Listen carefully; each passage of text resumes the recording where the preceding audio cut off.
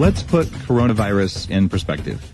You probably have already heard that I made the decision with my executive team to postpone the Bulletproof Conference, or now it's called the Biohacking Conference. It's been going on for 7 years, but here's what you need to know so you don't need to worry about yourself, but there is something to really care about. There are 4 killers I wrote about in Superhuman, the most recent anti-aging book I wrote. These are the things that actually take us out. Every day, about 26,000 people die of cancer globally. That's more than have died from coronavirus. This is every day, and that's have died since coronavirus came out. Almost 50,000 people globally die every day from cardiovascular diseases, and about 4,000 people die from diabetes. There's different studies and all of that I've published in the book, and these numbers come from Peter Diamandis' most recent email about this. But did you know that according to a 2014 study, 500,000 people per year in the US alone die from Alzheimer's disease? Those are the 4 killers. Coronavirus doesn't even rank. Let's talk about flu. Global deaths are around 500,000 from the 2018 flu season. But in this flu season, just the 2019-2020, about 50 million Americans got the flu and about 50,000 died of it. So given that, what's the big deal, you might ask yourself?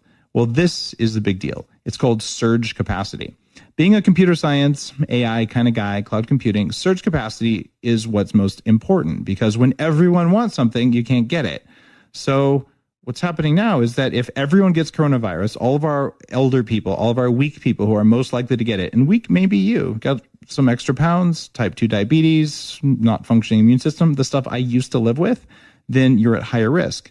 Now, if all of us go to the hospital at the same time, it's going to be, the technical term is a shit show. So that's why this really matters.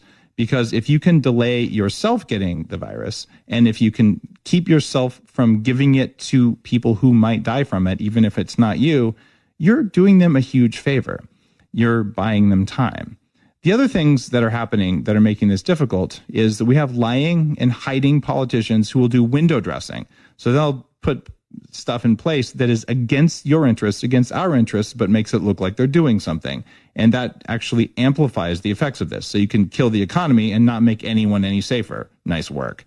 You also have this idea that, you know what, if someone said, oh, you have coronavirus, you can have people in masks coming to your house and doing stuff to you that is ineffective and probably doesn't help you. They might even give you hospital food. Who wants to be trying to recover from coronavirus on Jell-O, NutraSweet, and soybean oil? It's a terrible idea. Stay out of hospitals if you want to live a long time, unless you're actually dying, in which case the hospitals will save your life. You don't want to go there if you're just moderately sick, because honestly, they're not going to help you. But isolating you might be of interest and might be beneficial to everyone. But most of us who've been in the hospital don't want to go to the hospital unless it's really time.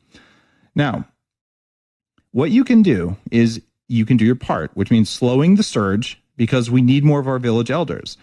There are some young people going around saying, oh, well, people are old, they deserve it. What the heck?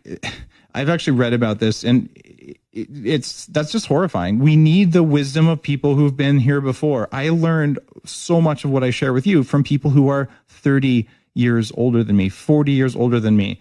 And we all love our parents and all that stuff. So honor our elders and be kind towards people who are weak from an immune perspective because their biology isn't working, and we can help them by putting off the surge. This is why I'm staying home for a while, even though I have no fear of getting coronavirus. In fact, it's inevitable that I'm going to get it because I travel a lot. So what? I get colds on occasion too. I usually don't know if I get them because my immune system handles it the way it's supposed to.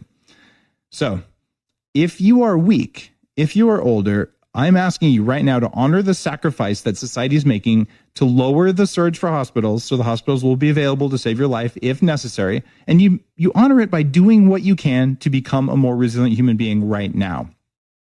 Sure, you should wash your hands and all the crap like that. But seriously, stop smoking. Don't drink any alcohol for a while. Yeah, even that wine you like every night. Get some extra sleep. Take your vitamins. Don't eat sugar. Don't eat fried stuff, even if it tastes really good. Now, most of us today either already have corona or we are going to get it. Just like we've all had a cold, we've all gotten the flu, and the vast majority of us won't know we have it because we have resilient immune systems. And the way right now that you become immune to coronavirus is you get it, You go through it, and then your immune system learns. And if it doesn't learn, you end up in the hospital. Let's just make sure that there's space in the hospital if you are one of those people. It will never work to sterilize everything and to never touch humans again over time. The only viable solution for this pandemic is if we build highly resilient humans who can take the hits of living in a world full of microbes and walk away smiling. We already know what happens if you're in a sterile world. Your gut bacteria will revolt. We need bacteria, and we can't kill them all because there might be a virus in there that our immune system can probably handle. So what I'm asking you to do right now is just get started. Do what you can to delay your own infection so hospitals will have time to treat our elders when they get it. And right now, you can start becoming more resilient and more awesome.